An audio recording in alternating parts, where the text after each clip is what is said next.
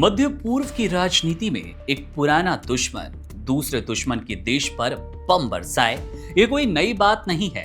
लेकिन जब इजराइल जैसा देश अपने कट्टर दुश्मन सीरिया पर ताबड़तोड़ हवाई हमले करने लगे और वजह बताए कि एक ऐसी कौम की रक्षा कर रहा हूं जिसके बारे में दुनिया बहुत कम जानती है, तो कहानी अपने आप दिलचस्प हो जाती है। ये कहानी है ड्रूज समुदाय की, जिनकी रक्षा के नाम पर इजराइल ने सीरिया में भूचाल ला दिया और अब दोनों देश एक असहज युद्ध विराम पर सहमत हो गए। सबसे पहले ये जानना जरूरी हो जाता है कि आखिर ये ड्रूज हैं कौन। ड्रूज एक ऐसा समुदाय जो न पूरी तरह से इस्लामी है और न ही पूरी तरह से यहूदी और ईसाई भी नहीं। उनकी जड़ें 11वीं सदी में इस्लाम की ही एक विशाखा इस्माइली शिया से निकली है, लेकिन समय के साथ उनकी अपनी अलग धार्मिक मान्यताएं और परंपराएं बन गई। वे एक ईश्वर को मानते हैं, लेकिन पुनर्जन्म में उनका गहरा विश्वास है जो उन्हें इस्लाम यहूदी धर्म से अलग करता है। उनकी धार्मिक किताबें और रस्में बाहरी दुनिया से गुप्त रखी गईं, जिससे वे और भी रहस्यमय बन गईं। सीरिया के दक्षिणी छोर पर बसे स्वेदा राज्य में ड्रूज समुदाय की बड़ी आबादी है।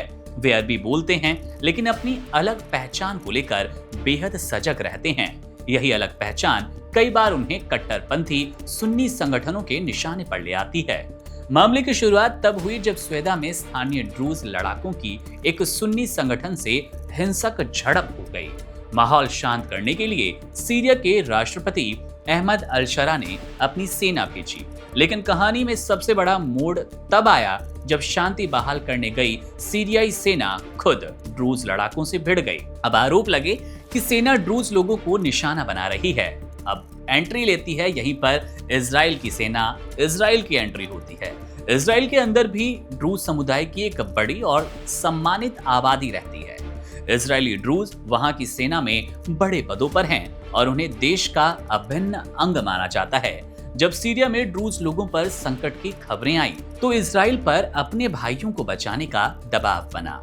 प्रधानमंत्री बेंजामिन नेतन्याहू ने इसे एक अवसर के रूप में देखा। ड्रूज लोगों की रक्षा के नाम पर इजरायली वायुसेना ने 16 जुलाई को सीरिया की सरकारी इमारतों पर हवाई हमले शुरू कर दिए। इजराइल ने साफ संदेश दिया कि अगर ड्रूज लोगों पर खतरा बढ़ा तो हमले और भी तेज होंगे। अब एक दुश्मन देश दूसरे दुश्मन देश के आंतरिक मामलों में एक विशिष्ट समुदाय के लिए किया गया हमला देख रहा है और सीधे तौर पर अब एक ऐसा हस्तक्षेप था ये इजराइल का जो सीरिया आसानी से तो नहीं बर्दाश्त करने वाला था। उसके बावजूद इजराइल के इस हस्तक्षेप को कहीं ना कहीं देखा गया, इस हस्तक्षेप को महसूस किया गया सीरियाई सेना के द्वारा, लेकिन वो कुछ कर नहीं पाए।